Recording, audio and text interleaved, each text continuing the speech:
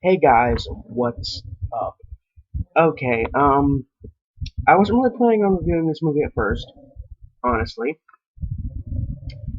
and the only real reason I'm reviewing it is because the plot is actually really interesting, and the movie is just a movie that's right up my alley, so I kind of have to review it. Today's movie is a Hong Kong drama horror film from 2004 from director, and I apologize if I mispronounced the name, but it's spelled like this: Fruit Chan. And today's movie is Dumplings. This film is actually based on a short segment from the um, Asian anthology horror film Three Extremes, which I still have yet to see. This is actually like an extended version of the segment in the film Dumplings, which is by the same director. So this movie is about a young TV actress. Well, she's not young anymore. That's the problem. And her husband is cheating on her, and she wants to become young and beautiful again. So she talks to this world famous dumpling maker who was also once a doctor to make dumplings for her that will make her young again. Now, that's the sinister part of the movie, and I can't tell you why I'm covering. Excuse me. I can't tell you why I'm recovering this movie for Remember November because it would spoil the movie. So, let's just say the dumplings have a secret ingredient. And if you don't want me to spoil it for you, go to the time mark right here.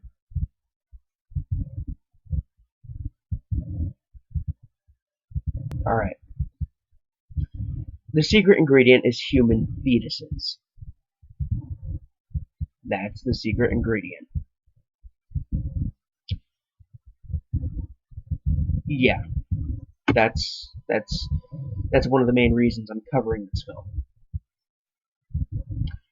So, yeah, this movie works more like a drama, especially in like the first like 40 minutes. It doesn't really become much of a horror film until you're like 40 minutes into the film. Um, but it's still really dark and a bit graphic. Honestly, it's a really cool, disturbing, interesting idea for a movie, and it's definitely well executed here. The acting is good, the writing's good, camera work is good.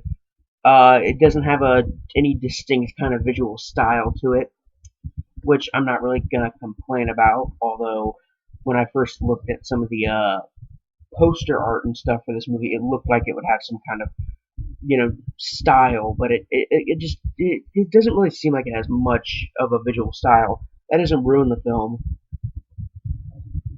In fact, it helps make it better. Because much like a lot of Takashi Miike's films, he's good at making things that are normal and mundane really dark and sinister, and that's what this director does here.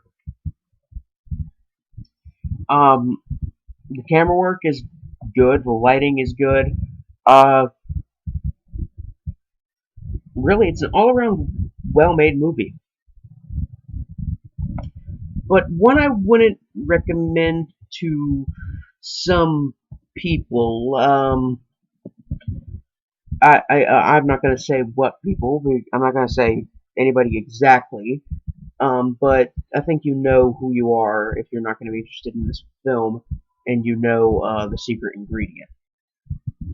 Now, on the gore meter from 1 to 10, 1 being something like the corpse grinders, and 10 being something like brain dead, dumplings is probably about a 3, 4 maybe. It isn't. too violent. I mean, there's some blood in there, definitely. There's some corpses, but there's nothing too graphic.